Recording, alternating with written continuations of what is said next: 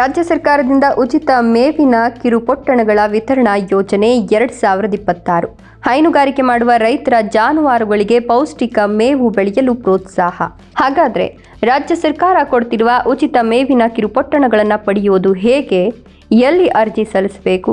ಯಾವ ರೈತರಿಗೆ ಇದರ ಪ್ರಯೋಜನ ಸಿಗಲಿದೆ?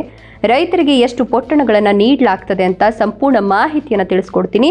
ಅದಕ್ಕಿಂತ ಮೊದಲು ನೀವು ಕೂಡ ರೈತರಾಗಿದ್ದರೆ ಅಥವಾ ರೈತರ ಮಕ್ಕಳಾಗಿದ್ದರೆ ತಪ್ಪದೆ ಒಂದು ಲೈಕ್ ಮಾಡಿ, ಹಾಗೆ ನೀವು ಯಾವ ಭಾಗದ ರೈತರು ಅಂತ ಕಮೆಂಟ್ ಮಾಡಿ ತಿಳಿಸಿ. ಮತ್ತು ಇದೇ ರೀತಿ ಉಚಿತವಾಗಿ ನೋಟಿಫಿಕೇಶನ್ ಮೂಲಕ ಮಾಹಿತಿಗಳನ್ನು ಪಡೆಯಲು ನಮ್ಮ ಚಾನೆಲ್ ಅನ್ನು ಸಬ್ಸ್ಕ್ರೈಬ್ ಮಾಡಿಕೊಂಡು ಪಕ್ಕದಲ್ಲಿ ಬರುವ ಬೆಲ್ ಮೇಲೆ ಕ್ಲಿಕ್ ಮಾಡಿ.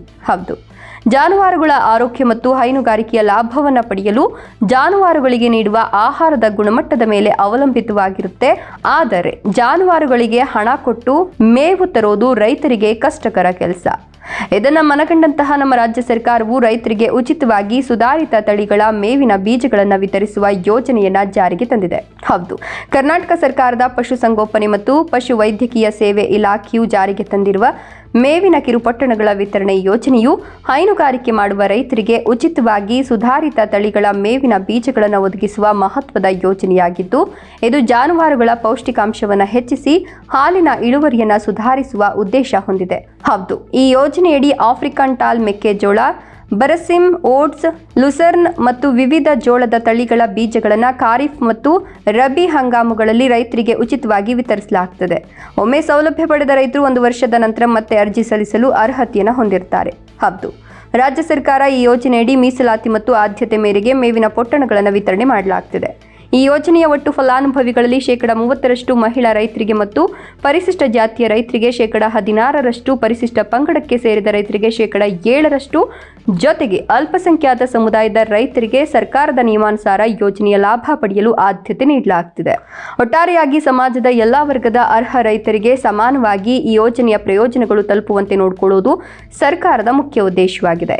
ಹೌದು, ಈ ಯೋಜನೆಯ ಪ್ರಯೋಜನ ಪಡೆಯಲು ರೈತರು ಕಡ್ಡಾಯವಾಗಿ ಕರ್ನಾಟಕ ರಾಜ್ಯದ ಖಾಯಂ ನಿವಾಸಿಯಾಗಿರಬೇಕು.